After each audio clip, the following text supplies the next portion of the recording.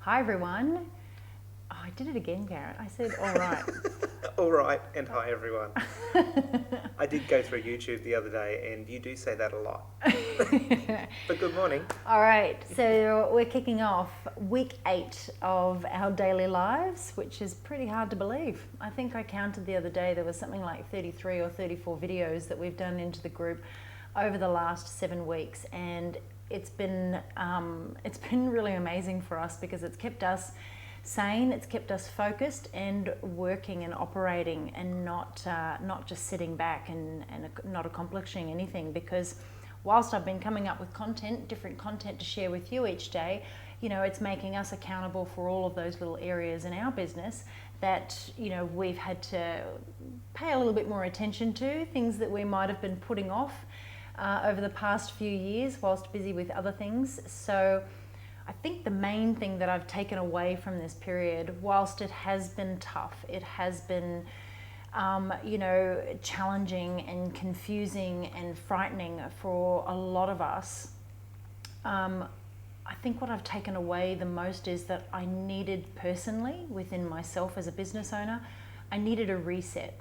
So looking back, I'm actually grateful for this time. I'm grateful obviously for my health and my safety in terms of how we've got through this, because as a global sort of pandemic, we could have been a lot more seriously affected in this. So while I've been going over everything on the weekend, it's made me really grateful. It's made me grateful obviously for this community and your support and the way that you've all become a part of these daily lives and have used the information to put back into your own business to stay focused and excited for what's ahead. Hi everyone. I'm just reading some of your beautiful comments here while we wait for a few more people to join us. We've got 31 on so far. Oh, fantastic. Hi everyone. So today I actually wanted to focus on writing a bio, and we're going to talk a little bit about some struggles and what is a bio and so forth, and then obviously how to map one out. I've written a keynote here to share with you because I thought it'd be a little easier to follow along that way.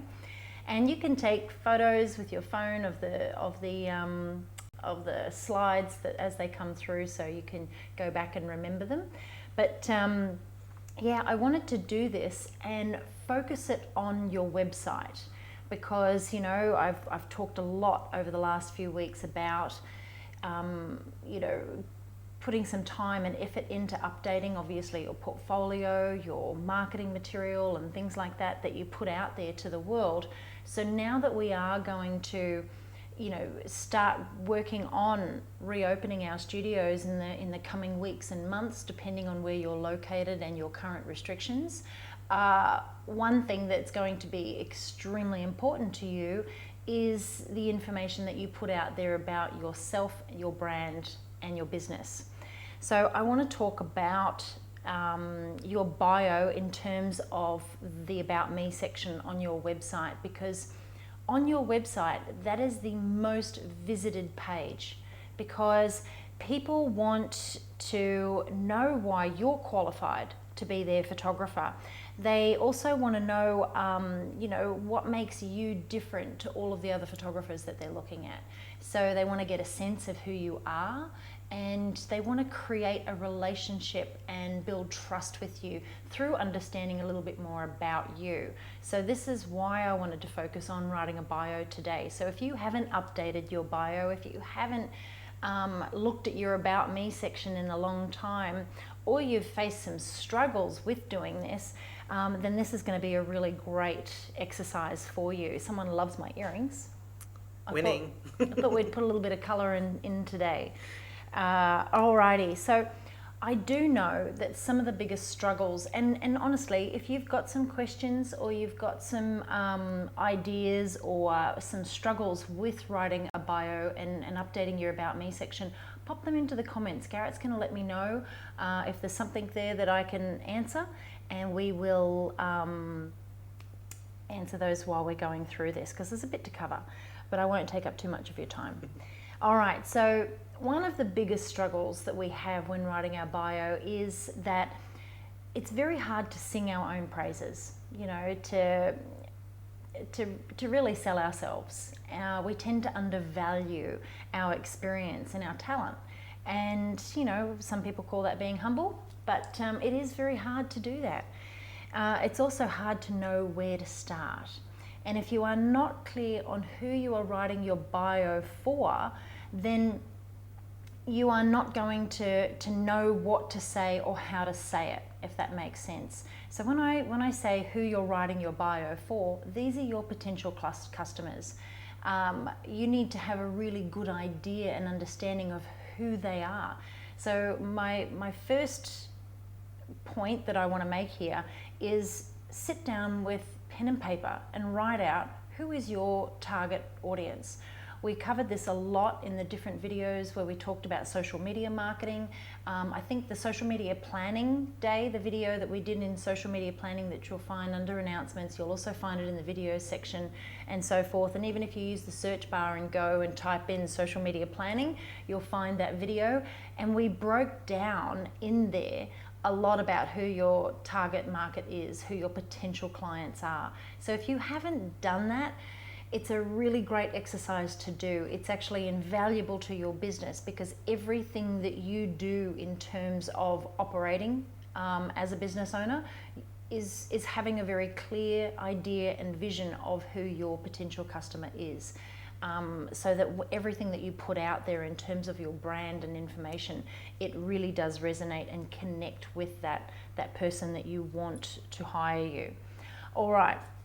And then the other thing that we really struggle with is finding the balance between sounding professional and making it a little bit more real in terms of, you know, who the real you is. Because you don't want to sound like a robot, but you also want to come across in a professional way that makes people, you know, I suppose, have that trust and confidence in you as a professional business owner, that you are operating a professional business.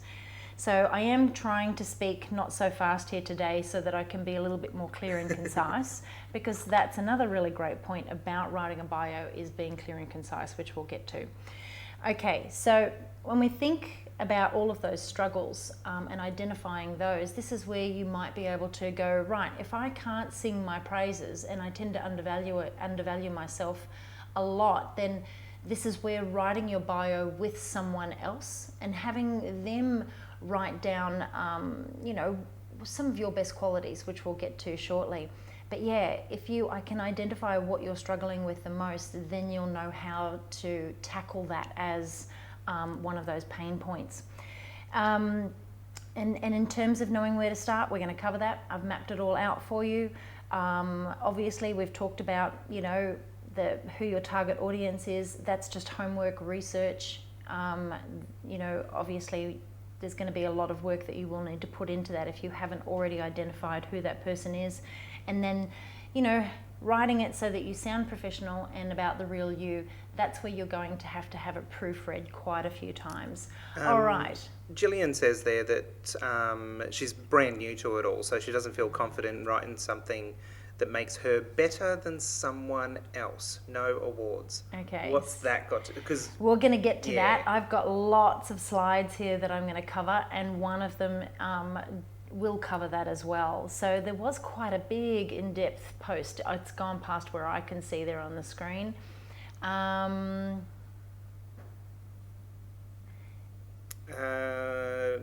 We'll be offering things after things get back to normal because they can't do anything until stage 1, but thank you for your motivation and inspiration. Do you know what? I just want to touch on that. You know, a lot of people are saying that, you know, you can't do things. That doesn't mean that you still can't be connecting with your potential clients and current clients online, whether it be via email, via social media posts, via blogging, letting them know that you are still here and what your plans are for when you do reopen. So it's not insensitive. Someone mentioned that yesterday. It's not anything. You are a business owner. Your business matters to you. So when you share what your plans are for when you do reopen, that's just connecting with your potential clients or your previous clients. It's letting them know that you are still there. It's letting them know that you care about their health and safety and your health and safety and the actions that you are going to take when you do reopen. It's about having a plan in place for when you do start operating again. But right now you should be planning for that, so that when you can reopen, you've already got that connection with people online. You've already got the attention of your potential audience. You've been using this time, to focus on building the foundations and strengthening the structure of your business. So we're going to focus on, tomorrow, a little bit of work-life balance and things like that. But if you haven't had an opportunity to go over all of the videos, we mapped it out and I planned them in a way that they focused on so many different areas that you could be working on right now. Because whilst we are not shooting, and I'm going to focus a lot on this tomorrow in terms of work-life balance, the photography side of our business, the actual picking up the camera and working with clients, that's really, as a business owner, about 25% of what we really do. So when I talked before about this being a reset, it's just a different way to think about this time right now and what you can do when you do start photographing. Reading questions? Okay, I am. Okay, Casey's got a question about controversial topics. So she posted a little bit of a get to know me. Obviously it was on social media, or a photo of her target shooting, so with guns. She second guessed it all because guns are so controversial. And do you know what? When we're thinking about our broader audience and getting clients in the door, so think about it from this perspective. You offer a product and a service. So that product and service is going to be available to a very large range of people, and that will have their own beliefs, their own ideas and things like that. As service providers, we've got to respect that. So sometimes when we're sharing the real us with our audience, we do need to take into consideration that it might not be something that part of our potential customer base could appreciate. So that's why everything, I suppose, let's use me for an example. You don't often see a lot of my personal life online. I have a personal Instagram, but I don't tend to share too much. I probably share more photos of my dogs than anything else. But I don't share a lot of who I am online, and especially with my clients.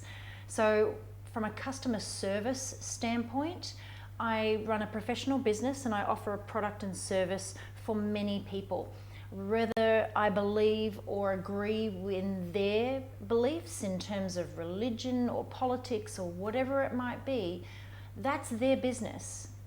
That's not going to stop me from offering a product and service. So the information that I put out there in terms of my brand needs to be for everyone, not all of my own personal beliefs and I suppose interests as well. So just consider that what you put out there to the world, it will be received sometimes in a way that we don't intend it to be received, based on someone else's ideas, beliefs and interests. So as a business owner, you do have to be very, very careful of that. So always be careful of what you put out there. But when I do talk about, that challenge in terms of finding that right balance of sounding too professional and then obviously being the real you, that's fine. So when we get back to your bio and what is a bio, let's keep the ball rolling here and stay fairly on topic, but we will address a lot of those challenges that people face. In short, your bio is basically a short story about you and your business, your qualifications and your experience. That's why someone's coming to your website, and that's what I wanted to focus on today. So when someone comes to your website, they are looking for something. They're looking for a photographer to take photographs of whatever your expertise is, your genre, your focus. And they just want to know why you are the best photographer for them. So this is where you can share a little bit of your personality, But your About Me section, when I say a short story about you, it is not whether you like long walks on the beach, chocolate, red wine, and many other things. They don't care about that. They really don't care if you have 2 dogs. They care on whether or not you are qualified and experienced to be the right photographer for them. So we'll talk a little bit more about qualifications as we move through.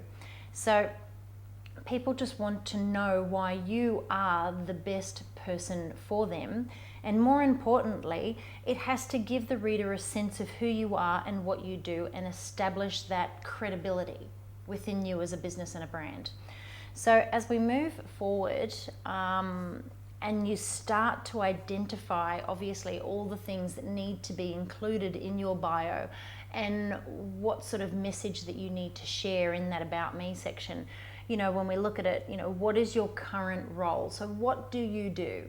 You need to be really specific. And when I put this slide up there, when I put it together, the idea is for you to sit down with pen and paper or type, whatever you're more comfortable doing, and start listing all of these answers. When you can answer these questions, then you can start to put the information, the answers together and create that short story about you and your business. So what is your current role? Who are you? What are your areas of expertise? You know, do you specialize in a particular genre, or do you cover a whole range of photography styles and genres? So for me, I'm a portrait photographer. I don't want to limit myself to being just a baby photographer. When I say portrait photographer, that's quite broad. But I say in my bio, I am a portrait photographer and specialize in the art of newborn photography. When you are writing your bio as well, just in the back of your mind, when you are listing the answers to all of these questions, keep in mind your SEO in terms of keywords and things like that as well. So who is your client? We've talked a lot about that. Listing who they are. Have a look at the statistics, the Bureau of Statistics online in your local area. What is the average age of someone giving birth? Where are they located? Things like that. Think then about obviously the level of, I suppose, your entry level in terms of pricing, and what type of demographic you are reaching. What are their interests and values? Things like that. So that's a lot to consider. What are your potential clients looking for? Why would they find you? So that's your services. What you provide as a service, what you can do for your clients. You need to answer that question. What is the value? You know, this is where you want to talk about the value of what you do, and this needs to come from a place of being passionate about your love of photography and why you're so passionate about it and why you love photographing them. So this is where the real you can come out. It's not, anything too personal, but it's how you write this area of your bio that will really connect and resonate with a lot of people. And then, how would those that best know you describe your best qualities? So this is where, for me, the person that there's a couple of people that I would go to. There's always going to be different people who will be very honest with you, and then there are people who are just going to praise you. Obviously, I've got a good range of people like that. I'm very focused on surrounding myself with the right people. But I would go to my mum and I'd say, Mum, I want you to write down what you think are my best qualities. I'm writing my bio and, I'm finding it really hard to put into words, my best qualities in terms of how I could offer those as a service to my clients. Then I would go to my husband, because he's always going to be very honest with me. And I'm going to get 2 different opinions there and be able to use that to put into it, to tie it into how I write about myself in terms of those best qualities. Then what you're going to do is answer the question in terms of what makes you stand out from all the other photographers. So I know I really struggled with this for a long time. Somebody also said, you put your work out there in a comment and you find it really hard to put yourself out there, but you prefer to put your work out there and let that speak for itself. Do you know what? That's great. Obviously, there are going to be people and potential clients that will choose photographers based on what their work looks like, but there are many different clients out there, and you don't want to restrict your business to just the people who are going to pick based on pretty pictures. There are going to be people who are going to want more information. Right, you might take beautiful photographs, but why do you charge this much? I need to know more about you to justify why I'm going to be spending this much money for your products and services. So always think about it in that sense. Okay, and like I said, I really struggled with this area for a long time. But do you know what? When I look at my work, and I try not to look at other photographers, but I know that I sell an experience. I know that I create an impeccable experience. So I focus on that in terms of how I can stand out from other photographers. I believe that when my clients leave here, that they're going to remember this experience forever. So that's how I sell it. And then what I do is I talk about the way that I create the photographs, my passion for working with babies. That when I express that and my passion and love for that side of the craft, that's going to resonate with people and make me stand out from other photographers. So it's not about your photos being better than anyone else's or you being a better photographer than anyone else. It's about connecting with them on a different level that makes you stand out from other photographers. What is it that you can do for them? Okay, so let's move forward here in terms of some other key points in writing your bio. Obviously, people don't like to read stories, books. I have been to some websites through mentoring other photographers, and honestly, I was blown away at how long their About Me section was. I don't have time to read that, and neither does anyone else. We live in a generation right now, we live in a time right now where we want everything now, information now. So when I'm looking at a whole heap of information on a piece of paper, I just want it to be to the point so I can get it done. That's basically it. Make my choice. I want the information that I need. So we'll go through obviously all the information that you need to share in here in a moment. But short and concise, be succinct, don't rattle on and repeat yourself in different paragraphs and sentences. And you know what, when I talked before about, including things like your love of red wine or chocolate or whatever it is, that doesn't interest someone else. So think about the information that you need to share in terms of what it is that you do as a business and make it relevant. Like I said, short, concise, to the point, where you're located, what you do, what you specialize in, and why. Mika's got a question there on that about, keeping it relevant. So should we be putting in about our family in our bio? Also, me and my husband are both doing photography in different genres. How should we put this considering we only have one website? And do you know what? If you do different genres, then I would break it up. I would have a little brief paragraph at the top about, why you're both photographers and your passion and love for that and where you're located. And then I would break it down and separate it into two separate sections. Have his headshot and then his separate bio in terms of his qualifications and experience and things like that, and his specialties, and then yours with another photo and so forth, but we'll get to that. But ultimately, when we talk about, and what I said before about what is a bio, it's a short story about you, your business, your qualifications, and your experience. What qualifies you to be the right photographer for them. So when we talk about the way that you write it and what you include here, this is where qualifications within our industry will vary with different associations that we're members of and things like that, but we are an unregulated industry. So, there is not really a lot out there in terms of, having a degree and so forth. You don't study for photography like a doctor does or a lawyer does and things like that. And whilst we do study, and I have a diploma of photography, this is where I feel that mentioning that I have a diploma in photography and a diploma in business qualifies me as a photographer. So that's just a personal thing. I am a member of different associations, and I have earned different titles through associations. So I mention those because they qualify me.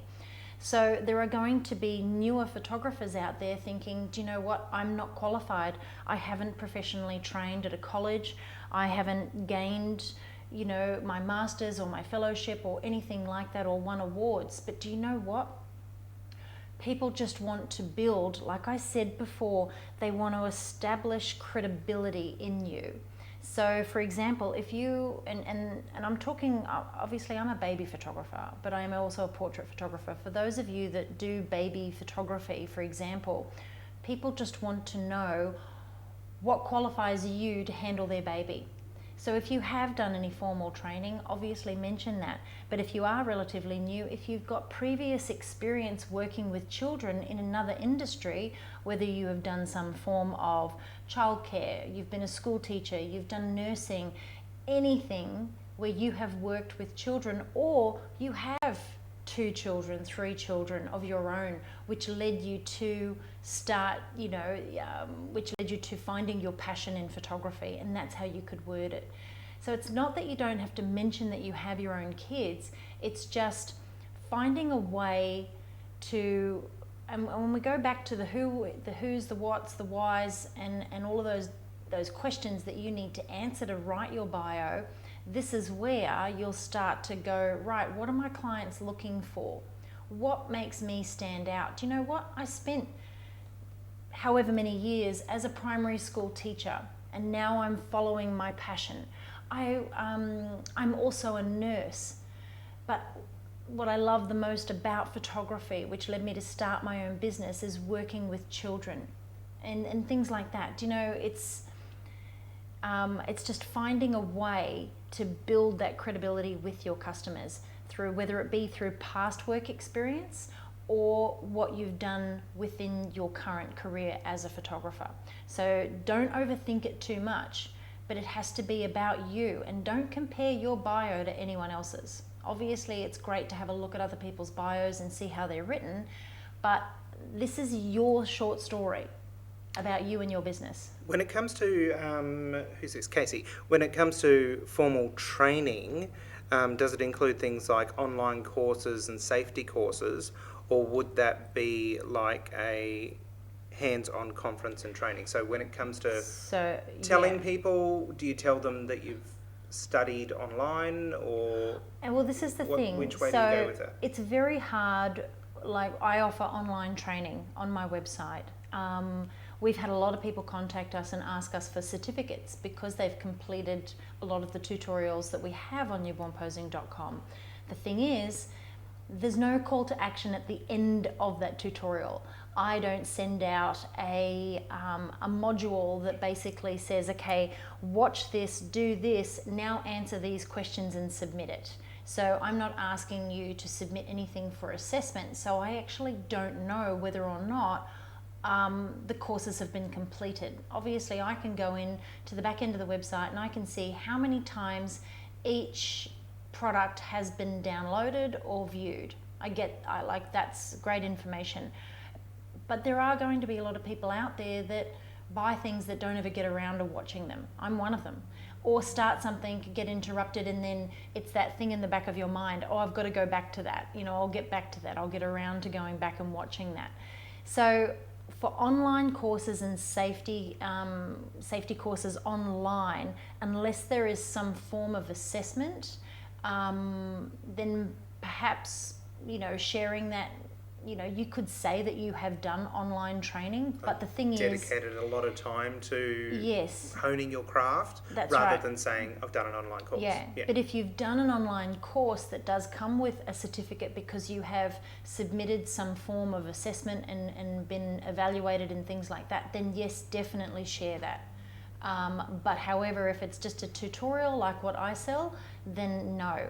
But in saying that, we are working on a course that will provide some form of training and where people will have to deliver assessments. So that's something that we've been planning for a long time, and now we can finally get around to it because we have a brand new website that can do it. But yes, any form of in-person training, online, conferences or things like that, definitely mention them. So yeah, that's the thing. There isn't a lot, like when I first studied photography, I did it at a college. So I went to college at night. It was a proper college where you got certificates of different levels and then diplomas as well. So there is obviously going to be different places throughout the world that will offer different types of training, but how you word that in your bio will be up to you, obviously, and the qualifications that you've received in terms of that. Who's that there? We've got... Someone has the photography Amy. diploma, but no school teaches this one 10,000%. All right. Okay, so let's move forward with this. What are Writing we in up the to? third person. Have I already clicked through? You did. I did. I got a little excited there. That's all right. I took it off the screen. Perfect. All right, so when we do think about how we are going to write it, so your About Me section in your bio is best written in the third person. So you don't start it out with, my name is Kelly Brown, I am a portrait photographer, I specialise in newborn photography and I'm based in Brisbane. You write it in a way that, Kelly Brown is a portrait photographer who specialises in newborn photography. Her studio is based in blah, blah, blah, blah, blah. So you write it that way as opposed to writing as in I. And the one other thing that is really important is letting them identify visually who you are. So if you do have children and you want to, if you talk about them in your bio briefly in terms of, leading you to find your passion in photography, then include them in your photograph. A beautiful photo, fun photo, a recent photo of you. So my bio, obviously my hair color's changed a lot lately. So I wouldn't have a photo of me with black hair, because then when my clients turn up at the studio and I open the door and I now have grey hair, they're going to go, oh, it's not what I was expecting. So it just allows them to create a visual connection with you, making it a very recent, up-to-date photo. Get yourself set up in your studio. Put one of your kids or your partner on a backdrop, get them all set up, put your camera on a tripod, get your settings right, and then you go and sit down and you get them to take the photograph of you. And have a bit of fun with it. But obviously you're trying to sell professional photography. Make sure that that photograph of you looks professional, but it also shares a bit more of more of your personality, is what I'm trying to say. It's not just a stiff headshot of you going. All right. Now, this is where we start writing it out. So once you've gone through and you've answered all of those questions, you've identified, your struggles, you've thought about what it is in terms of the message that you want to share with your bio and who is going to be reading that bio. This is where that you can start to map it out in terms of the order that you place things and how you write it. But most importantly, when someone comes to your website and they go to your About Me section, they want to know the main facts straight away. Who are you? Where are you located? And what do you do? That's it. So start by introducing yourself and where you're located. And on your Facebook page as well. Yes. So many people. When you write this and put this together, what you've got on your website put it on your Facebook page, and put it on your Instagram in terms of the basic information that people need to know about you. So many times we go to people's Facebook pages when we're trying to locate them, get in contact with them, their email addresses haven't been updated, their website hasn't been updated. Even judges that I've had that are professional photographers and have been photographers for many, many years, I would go to their Facebook page and it's the wrong email address. So make sure that when you update things like this on your website, you update them across all of the different platforms that you promote yourself on. All right, moving along, then add your mission. This is where you can write your mission statement if you haven't already. Your mission statement doesn't necessarily need to be included in your bio, but basically what this is what you are most passionate about. What are you most passionate about in terms of the products and services that you provide for your clients? What led you to finding your passion in photography? And what is it that you want to give your clients? What is the value of what it is that you do? This is probably one of the most important areas, but this is where this needs to come more from the heart than it does being, sounding more like a robot and obviously in that professional voice. And mention when you started, how long you've been a photographer, whether you've been a photographer for 1 year or 10 years, make sure that you mention it. If you feel a bit funny about only, recently starting your business, that's okay. You don't have to say, I've only been. Give yourself confidence. Even though you've only just started your business, how long have you wanted to start your business? How long have you been passionate about photography? That matters to people. And you're not lying, you're just basically selling yourself. When it comes to the location, Susie asks, when you work from home, is listing your actual home address a good idea? How did you deal with that? So always when I had a home studio, and I did for a number of years, I always mentioned the suburb in the city. So for me, for example, our current studio is in Sumner. So I would say and the city that I live in is really quite big. What are we, 3 million? I can't remember. I think it's quite a big city. Big. Obviously this is going to change for a lot of people, whether you live in a small town, but if you are in a big city and you're a suburb and people may not have heard of your suburb, then because you're going to be, your potential client could be anyone. They could have only just moved to the city for work for different reasons. So think about it in the aspect of just letting people know where you are. My studio her studio is located in Sumner, which is, I can't even remember how many kilometres, but you could say 10 kilometres west of the CBD, northwest of the CBD, so that people get an idea of how potentially far away you are from them, because that could also be a deterrent. Oh, that person's on the other side of town, no, next photographer please. So always let them know where you are located and how far it is, from a CBD area. Yeah, perfect. All right, mention obviously when you started, we talked about that. List your education. This is now when we start to move on. So when you go back through, where you start, introducing yourself, where you're located, all of those things, your mission, what you're most passionate about.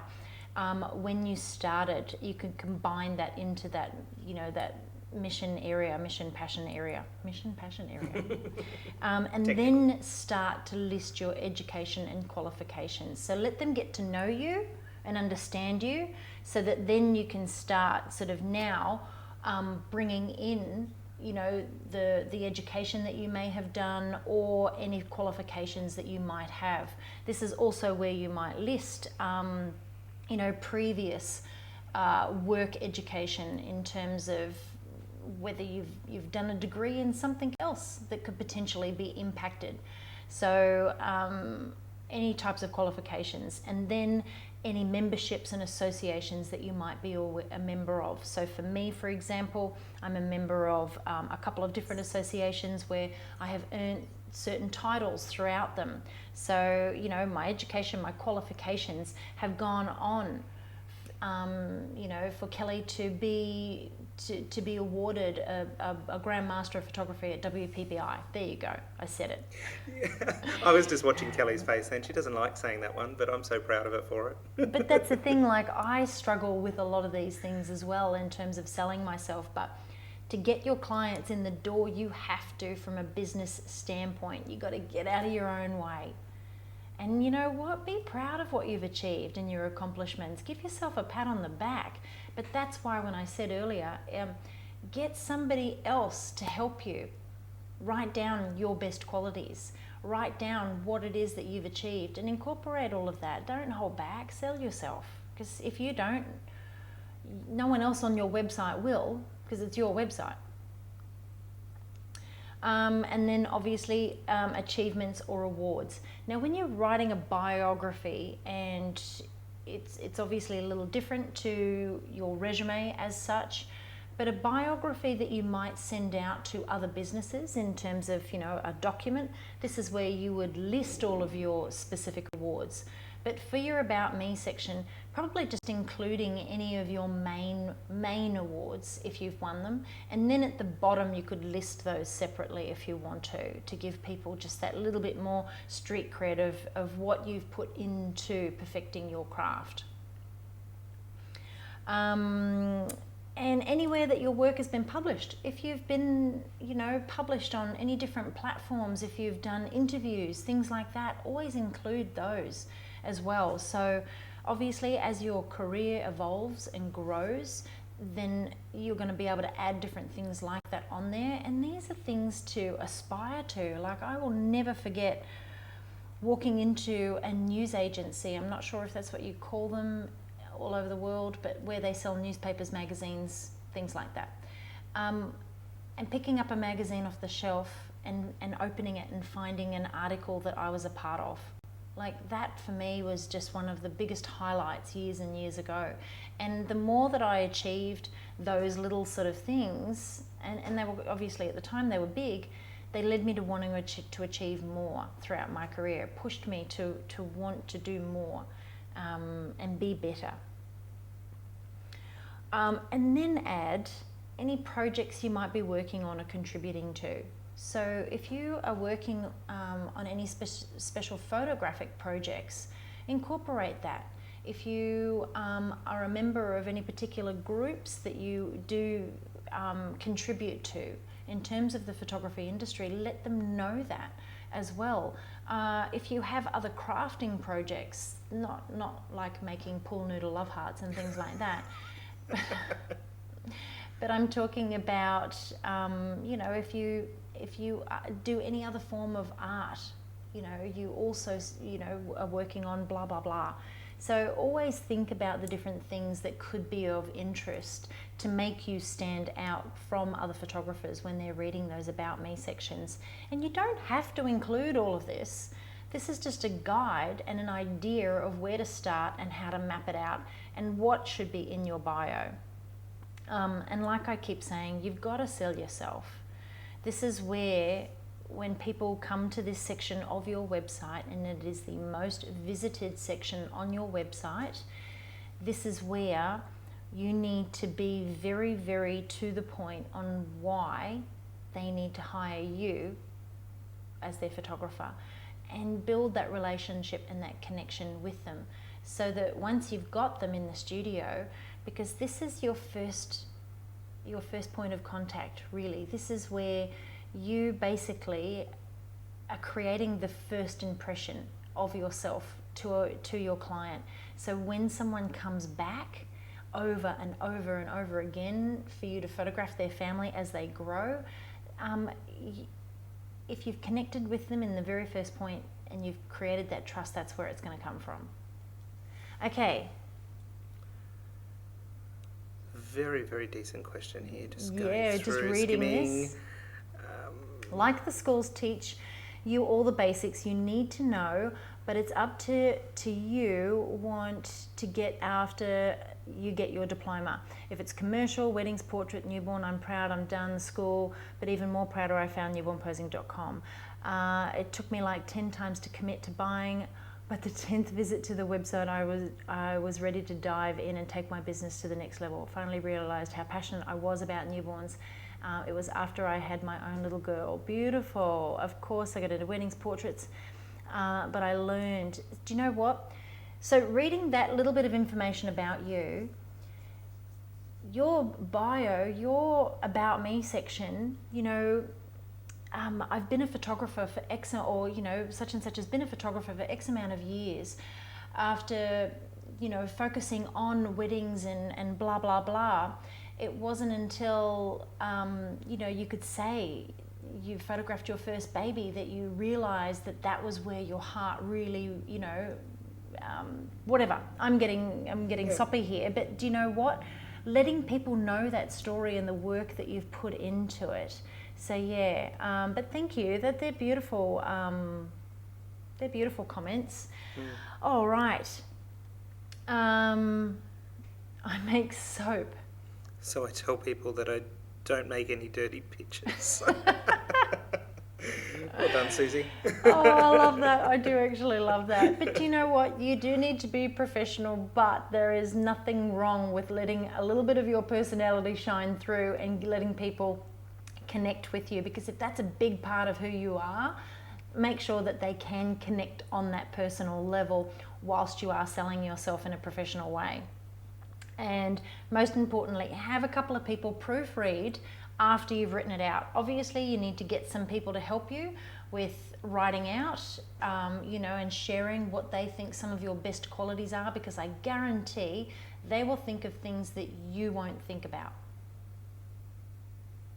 Because if I sat down right now and I had to write out what are my best qualities, I would be thinking from a completely different place that, say, my mother would be, or my sister, or my brother, or my husband. And do you know what? If you've got a teenage kid, and if you haven't yelled at them on this particular day, so you're, you know, you're on good playing ground here, get them to write out what are some of your best qualities. And get them to write it down on a piece of paper and fold it and hand it to you. It's actually a really beautiful thing to do and to share with someone. So yeah, I would love to do that. Now, somebody there has just said that they've started a course for accreditation. I'm not talking about any particular association out there or websites, but what I am going to mention right now in terms of accreditation is be very careful. We are an unregulated industry. When you do something and you become accredited for it, you need to everything has to be evaluated. So if you are doing a safety course and you are going to be accredited online, you cannot just be accredited based on the answers that you provide and the photos that you share. You actually have to have proof of the workplace health and safety policies that you have in place and practices. It goes so much deeper. So be very, very careful when trying to find some form of accreditation in an unregulated industry. Because if anything happens to you or your business whilst you have a client in your place of business and you are accredited, but for whatever reason something went wrong, then that accreditation is not going to do anything for you. So just think about it from that. You are much better at focusing on prevention rather than cure, or a piece of paper that is going to say something when in actual fact there is no real formal form of accreditation. There's a massive long post in the group, I think it even goes back years, where I talk about being accredited. So yes, be very, very careful. Hate to ask in this forum, as a victim of a crime, I am reluctant to put my photo on the website. I love, love, love what I do. Okay, so here we go. I totally agree with that. Do you know what? If you could get someone to take a behind the scenes photograph of you working with a baby in the studio over your shoulder, so it's not showing your face, share something that they can visually connect with. But yeah, honestly, don't ever feel bad for mentioning that, but share what it is that you love. And if you've got, even with your camera up to your face, taking a photograph of a baby, just gives them a visual of how they can connect to you. And then that will definitely work for you. All right. Would you mention having a working with children's check? Okay, Like a blue so in Australia we have what's called a blue card. Now, obviously, you can get those from your police stations, things like that. You can apply for those checks and things like that. But this is only if you're working with children alone. So when we have clients that come, and this is my understanding of Australian law, when you are working with a family in your studio and they have their parents there with them, you do not need to have that. But if you've got one, obviously mention it. It's going to give you credibility. If you have a first aid certificate, mention that. It's going to give you credibility. If you have done any other formal safety first aid training, mention it. It's obviously going to work in your favour. Absolutely. Anne Maria says, I'm a nurse, but worried that if I say that to people that they'll hold me in a higher standard and be open to litigation from a medical point. No, I think what you need to do is, if you mention that you are a nurse in your bio, then I would mention it in terms of, having been a nurse for X amount of years, led to her passion for working with children and photography. So, and then obviously, when you have a client in your studio, just be very clear that if they ask you for any type of medical advice, that you don't provide that medical advice. And you know what? You're there to photograph them, not treat their baby. So obviously, being a nurse, it's going to make them feel more confident in you, because gosh, if they're new parents, even when a baby sort of gags or dry reaches, parents freak out, that they're choking, or something bad is going to happen.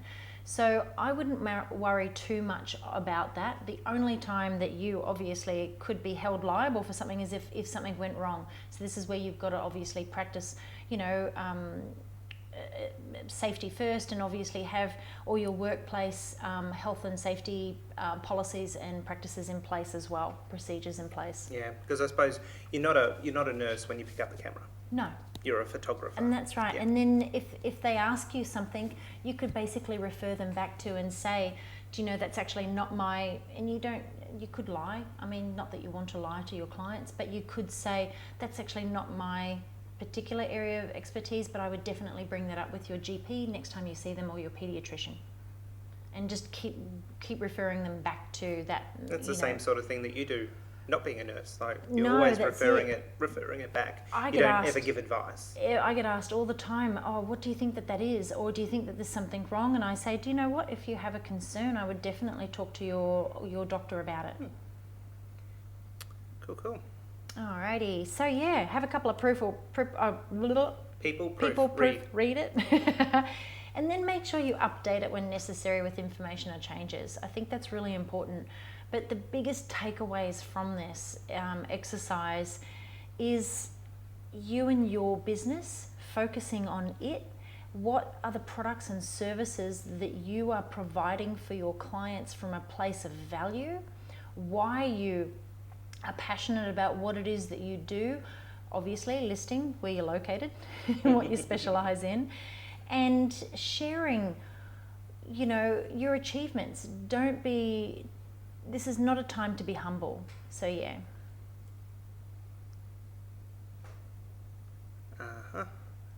So updating my bio, now I need to add, adding my personal reasoning for why I'm a photographer, one huge reason. So 18, first time I ever had a baby photo of myself. Wow. Do you know, reading that, growing up, we had no photos on your walls. Do you know, share that. That's why you picked up a camera. My passion for photography, or I can only see Facebook users, so I can't see your name. Amy Amy's passion for photography came from growing up and not seeing her own family photographs hanging on the walls. And this is why she wants to create lifelong memories for her clients so that they don't, write that. Look at that, childcare provider, 15 years. You guys have got this. Why do you think first person is not a good idea? Do you know, if you feel comfortable writing in the first person about yourself, go for it. But most bios are better read and written in the third person. And it does allow you to sell yourself more. So you don't sound, if you're writing in the first person and you're like, oh, I've done this, I've done that, that could come across a little big-headed, I suppose, is the polite way of saying it. There's nothing worse than reading a story and hearing the word I. Yes, I. That's right, and that's one thing when you do a lot of studying and things like that, and you're writing. It's always best especially when you write emails. If you've written an email lately, and I was writing one last night, and I was answering a lot of questions, and I started to start each paragraph with I as I addressed each different point, and I went, sounds terrible. I keep saying I. So it's not always about me. It's about who is reading your bio. So write it in the third person. Writing in the third person allows you to really sell yourself. It's when someone's reading it, they're like reading what potentially somebody else thinks of that person and how amazing they are. Amy, don't write your bio on your phone. Oh, too easy. Well, I hope that was beneficial for a lot of you and not too boring. I hope you got something out of it. It's probably one of those topics that we don't tend to talk a lot about, but it's also something that not a lot of people teach. And I know that a lot of people struggle with it, which was why I started to address some of those struggles in the beginning. And obviously, when I'm mentoring people and I look at their websites, I do go to the About Me section to learn more about them. And that's where I start to see problems with the length, the missing information, the important parts, and obviously who they're targeting that bio at.